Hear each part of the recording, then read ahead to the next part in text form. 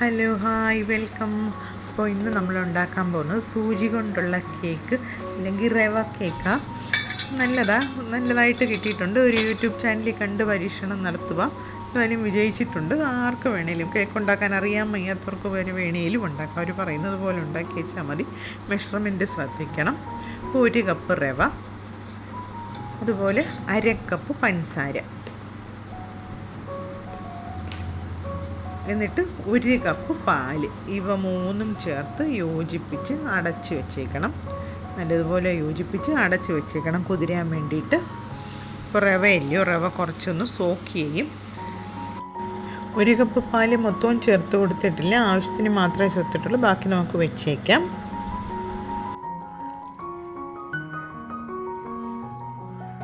എണ്ണയോ ബട്ടറോ നെയ്യോ എന്തുവാന്ന് വെച്ചാൽ എടുക്കാം. 1/4 കപ്പ് സോഡാപ്പൊടി, 1 സ്പൂൺ ബേക്കിംഗ് പൗഡർ.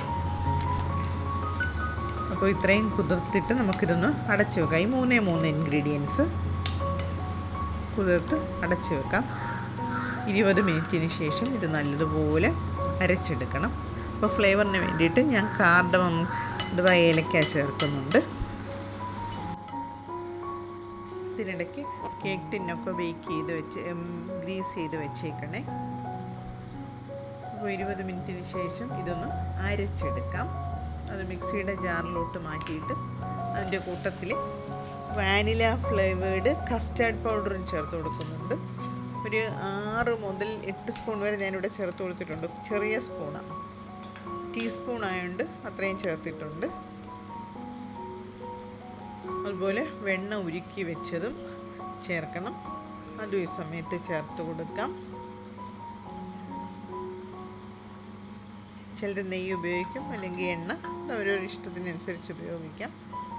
അപ്പോൾ നേരത്തെ പറഞ്ഞ ഏലക്കായും ചേർത്ത് നല്ലതുപോലെ അടിച്ചെടുക്കാം. നല്ലതുപോലെ അരച്ചെടുത്തിട്ടുണ്ട്. ഇനിയിപ്പോൾ ബൗളിലോട്ട് തിരിച്ച് ട്രാൻസ്ഫർ ചെയ്യാം. അധികം വന്ന പാലിരിപ്പുണ്ട്. ആ 1 കപ്പ് പാല് മൊത്തവും ചേർക്കേണ്ടി വന്നില്ല മിക്സ് ചെയ്യാൻ ആദ്യമേ. അപ്പോൾ ബാക്കി ഇരിക്കുന്നതൂടെ അതിലൊന്ന് ചേർക്കാം. കൺസിസ്റ്റൻസി ഇച്ചിരി ഒന്ന് ലൂസായി കിട്ടാൻ വേണ്ടിയിട്ട്. ഒരു കാരണവശാലും തണുത്ത പാലെടുക്കരുത്. റൂം ടെമ്പറേച്ചറിലുള്ളതോ അല്ല ചെറിയ ചൂടാക്കിയ പാലെടുക്കുന്നതായിരിക്കും നല്ലത്. അപ്പോൾ ഇത്രയും മിക്സ് ചെയ്തതിന് ശേഷം ഇതിലോട്ട് വാനില എസൻസ് ചേർത്ത് കൊടുക്കുന്നുണ്ട്. വാനില എസൻസും 1/4 teaspoon baking soda, 1 teaspoon baking powder.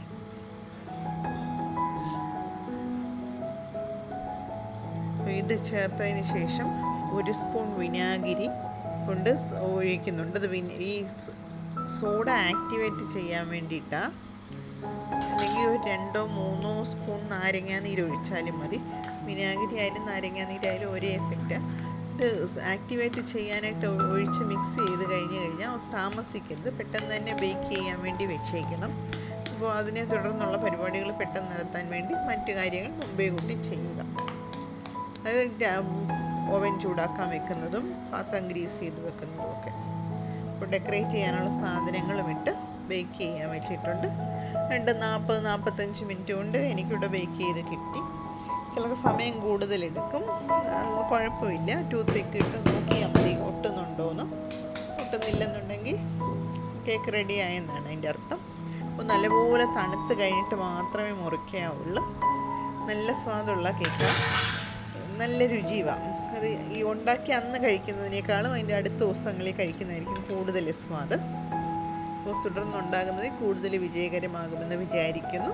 എന്തായാലും നിങ്ങൾക്കും ട്രൈ ചെയ്യാവുന്നതാണ്. അറിയാൻ വയ്യാത്ത ആർക്കും ഉണ്ടാക്കാം. കേക്ക് അറിയാൻ വയ്യാത്തവർക്ക് പോലും ഉണ്ടാക്കാൻ പറ്റുന്നൊരു കേക്ക്, വളരെ സ്വാദിഷ്ടവുമാണ്.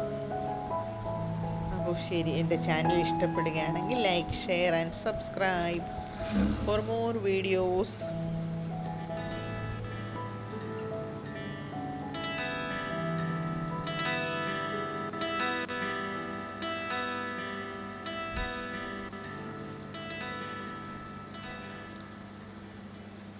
Thanks for watching.